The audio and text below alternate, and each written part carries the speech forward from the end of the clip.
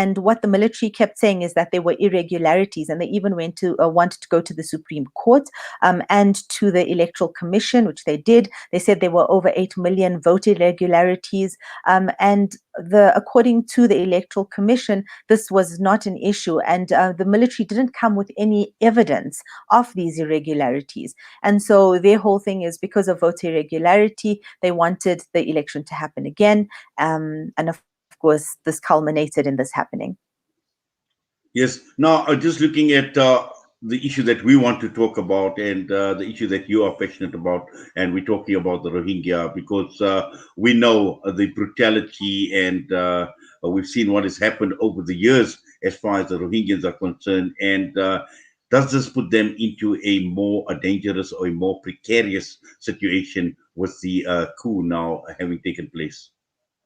So the coup has led to a state of emergency being declared, which will run for a year.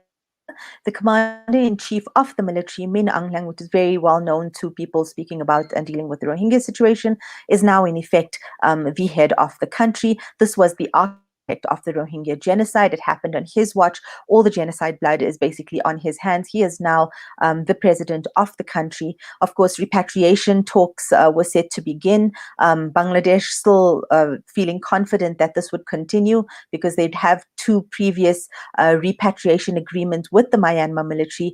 But from our side, if we think about it, there have been issues with the military and minorities across Myanmar. Why would the military suddenly change and be good to the Rohingya? Why would they guarantee a safe, protected, and dignified return when they're the people who unleashed the genocide in the first place? For me personally, I don't think it's looking good at all. I don't know if this is a time to do the repatriation. Of course, I mean, there are laws against non-refoulement, and I think sending the Rohingya back right now would be a disaster for them. One also wonders about the 600 Rohingya who are literally trapped, 130,000 of those trapped inside Myanmar in concentration camp-like conditions. What is going to be their situation when this is the same military attacking minorities across the country and fighting some of the longest civil wars in the world? Yes, clearly this is a double-edged sword from what you have described, Shabnam. And the major concern at this point in time is, we know we're talking about repatriation, we're talking about those that are in Bangladesh and those that are refugees, but those that are in Myanmar at this point in time, and looking at the risks of further or more genocide being perpetrated against those that are within in Myanmar at this point in time. I think that it's definitely a consideration, and what needs to happen is a strong reaction from the international community. So the US has said that, you know, these actions must be reversed, and they'll be forced to take action. The EU, the UN, countries across the board, even countries in Asia have spoken out.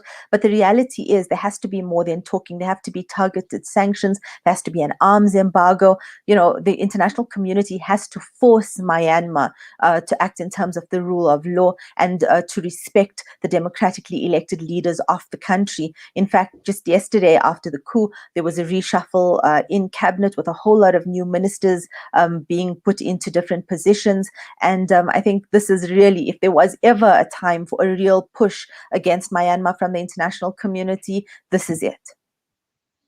But Shabnam, we know the track record of the international community, and not only in Myanmar, we've seen it in many other countries. We've seen what had happened in Egypt when Sisi had taken a democratically elected Mohamed Morsi out of power, and nothing was actually done. So can we expect anything different from the international community as far as this latest developments go?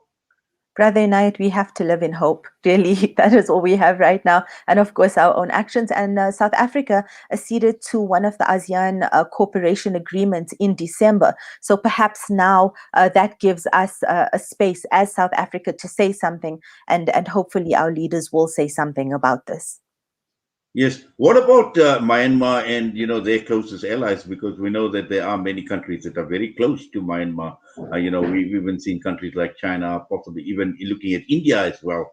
I mean, can any pressure come through from their immediate neighbors, and particularly those that are close and that have got strong economic ties as well with Myanmar? India and China, of course, being very quiet even at the UN about Myanmar's actions, even on the Rohingya. China, of course, perpetrating its own genocide against the Uyghurs and India's terrible occupation of Kashmir. So they have definitely been allies, both having even sold arms, to Myanmar in the past. They're being very quiet. I listened to one of the activists from the UK speak yesterday, and he said from what he had heard before this coup took place, they sat around the table with China.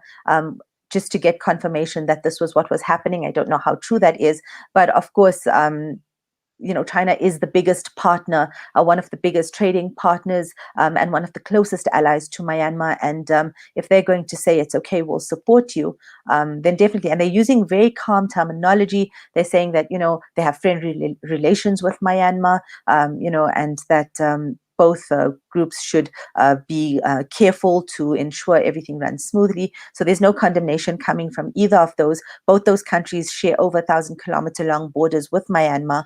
And of course, China has always used its veto power, as has Russia, to protect Myanmar at the UN. Today, the United Nations Security Council, in a closed-door meeting about the situation and about security and regional stability. Let's hope something good comes out of that. Well, and it would be interesting to see what the position would of the United States would be, particularly under a new elected president. The United States has definitely called for a reversion to the status quo, and they've said that they would have to take action. And as you know, they already have sanctions against Min Aung Hlaing and three other military leaders because of the Rohingya genocide. Right, and just moving away from Myanmar, and I know you spoke briefly about the refugees and particularly those in Bangladesh now. This whole repatriation thing we know is not going to happen because people are going to refuse to go in any case. But where does this leave Bangladesh? Because we've spoken previously about the refugees being moved to the island and all of that, and so clearly at this point in time, the refugees are in limbo as well. In fact, this weekend, another group of around 1,800 refugees will move to Basanchar, bringing the total to around 7,000 refugees. And Camp 23 is going to be closed, citing different reasons, but nothing definite. Some say because of Basanchar, some say because the camps are being fenced in, and Camp 23 is a bit of a distance away. The situation for the Rohingya is always very precarious, but perhaps now is a time for Bangladesh to actually allow the Rohingya to integrate and to keep living their continue living their lives as normal as possible instead of keeping them in limbo in the camps. Well, Shabnam, as always, Jazakallah, we thank you for your time and we wish you well, inshallah. Assalamu alaikum wa rahmatullahi wa barakatuh. Thank you very much. Assalamu alaikum. Walaikum salam. Advocate Shabnam Mayet joining us this morning, talking about the latest development in Myanmar as far as the coup is concerned. And clearly, at this point in time, until the international community does something about it, the signs, to all intents and purposes, don't sound good for the Rohingya, particularly those that are trapped, those that are in concentration camps within Myanmar, because we know of the brutality of the military junta in Myanmar, and all of it had taken place under the military rule and for far too long. And now, with a civilian government, with a democratically elected government that has been removed from power, the signs are definitely not good at this point in time.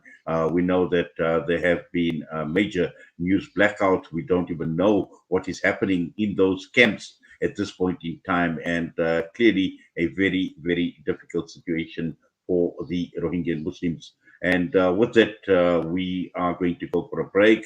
And when we come back, we still got a lot more to talk about. We are talking about COVID-19 vaccines, and that is going to feature quite prominently in the second half of the show. But right now, we're heading for the news at Al Ansar. Stay with us.